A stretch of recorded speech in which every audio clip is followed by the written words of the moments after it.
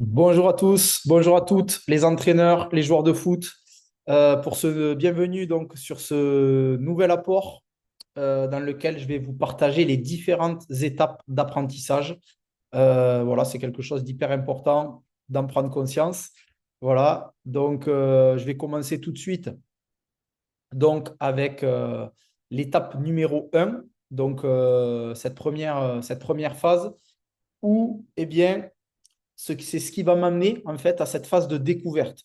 Au départ, avant de découvrir quelque chose, je ne sais pas que je ne sais pas.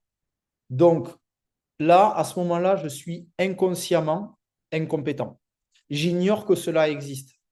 Disons qu'on peut prendre comme exemple, si tu es entraîneur, que tu vas découvrir une tactique dont tu n'avais jamais entendu parler sur un point précis.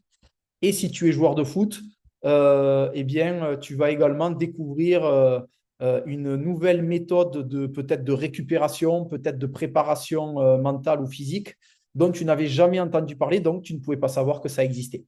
Voilà, ça c'est la première étape qui va t'amener justement à cette phase de découverte. Donc, de quelque chose que tu ne connaissais pas ou tu étais inconsciemment incompétent, cette fois-ci, vu que tu en as entendu parler, tu deviens consciemment incompétent. Parce que tu sais que ça existe, mais tu ne sais pas encore ce que c'est. Donc, je réalise que cela existe. Voilà cette seconde étape où tu vas petit à petit commencer à développer et acquérir des compétences. Maintenant, on va passer justement entre l'étape 2 et l'étape 3. Il y a ce qu'on appelle le processus d'apprentissage. Ce processus d'apprentissage, il est très important d'intégrer que ça va demander du temps, ça va prendre du temps, ça va te demander également des efforts constants. Et donc, cette phrase qui est très importante à retenir, ce n'est en aucun cas la preuve que je ne suis pas à la hauteur. Donc, pour ceux ou celles qui auraient cette phrase qui résonne parce qu'ils découvrent quelque chose et que pour l'instant, ils ne se sentent pas à la hauteur, il faut savoir que c'est quelque chose qui est complètement erroné. C'est un sabotage. Voilà. Non, je ne connais pas, je viens de découvrir et je suis en train donc de, de découvrir justement des choses et je suis dans ce processus d'apprentissage qui va m'amener à l'étape numéro 3, petit à petit, à maîtriser justement ce nouveau système de jeu, cette nouvelle tactique ou cette nouvelle manière de travailler peut-être individuellement pour un joueur. Alors, cette fois-ci, je sais où je sais faire, mais j'ai besoin de toute mon attention. Donc, je sais que ça existe et je mets toute mon attention dessus pour réaliser ce que j'ai envie de faire. Donc, je deviens consciemment compétent puisque j'ai envie de faire quelque chose et je suis capable de le réaliser. Et je le réalise comment? En appliquant une méthode ou en suivant une règle, sachant que l'erreur peut toujours exister. Voilà, ça c'est très très important. Donc maintenant que je suis consciemment compétent, je vais commencer à maîtriser. Et maintenant que je maîtrise, en fait, on va parler donc de la mise en place d'une habitude, d'un savoir-faire que j'ai pu développer. Donc, je ne sais plus que je sais, mais je le fais. Je le fais naturellement. Et ça, c'est l'étape 4. Donc, cette étape 4, c'est je fais facilement et spontanément. Eh bien, spontanément, aujourd'hui, telle stratégie, je sais quand est-ce que je dois la mettre en place, je sais quand est-ce que je dois la proposer à mes joueurs. Je n'ai même plus besoin d'y réfléchir, je le mets en place. Et je deviens donc inconsciemment compétent. Donc, cette étape, elle est, on va dire, fondamentale et c'est l'aboutissement de tout ce que j'ai pu faire depuis le début pour que ça devienne ce qu'on appelle un fonctionnement inconscient.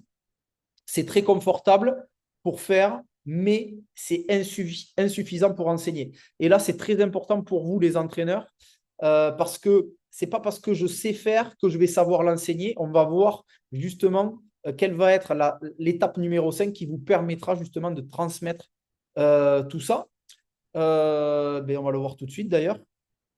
Donc, cette étape numéro 5, en fait, va vous demander de rétrograder. C'est-à-dire que je le fais de manière spontanée, je n'y réfléchis pas et je le fais. Pour le transmettre, je vais devoir revenir au côté conscient et compétent. Pourquoi? Parce que je vais intégrer un ou des processus qui vont être automatisés. Et cette connaissance va être intégrée pour enseigner tout ça et le faire de manière pédagogique avec mon public.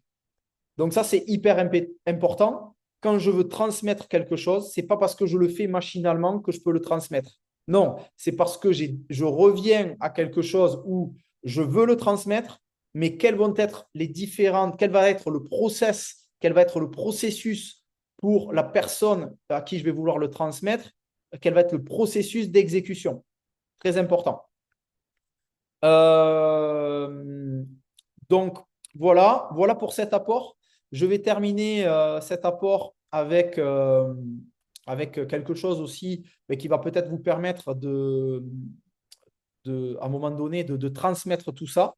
Et donc, pour transmettre tout ça, on va dire que il y a un exemple que tout le monde connaît et qui est parlant pour tout le monde, c'est l'apprentissage quand on fait les lacets. Quand on est tout petit, souvent, on va avoir des chaussures, des baskets avec des scratchs. Voilà. Et peut-être que, donc là, je suis inconsciemment incompétent. Je ne sais pas que les lacets existent. Et peut-être que je vais grandir, je vais toujours garder mes scratchs, mais je vais voir qu'autour de moi, mes parents ou d'autres enfants vont avoir des chaussures à lacets. Là, je deviens inconsciemment, non, je deviens consciemment incompétent. C'est-à-dire que je sais que les lacets existent, mais je ne sais pas les faire. Et puis, on va m'expliquer.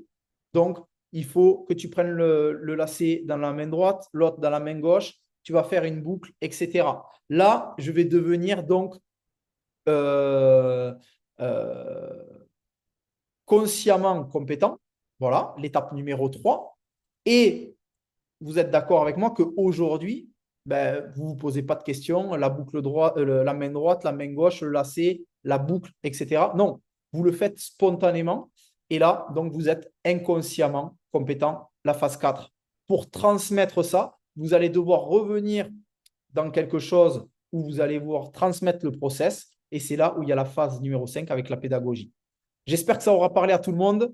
Eh bien, merci d'avoir suivi encore cet apport et je vous dis à très bientôt donc, sur mes différents supports d'accompagnement. Ciao.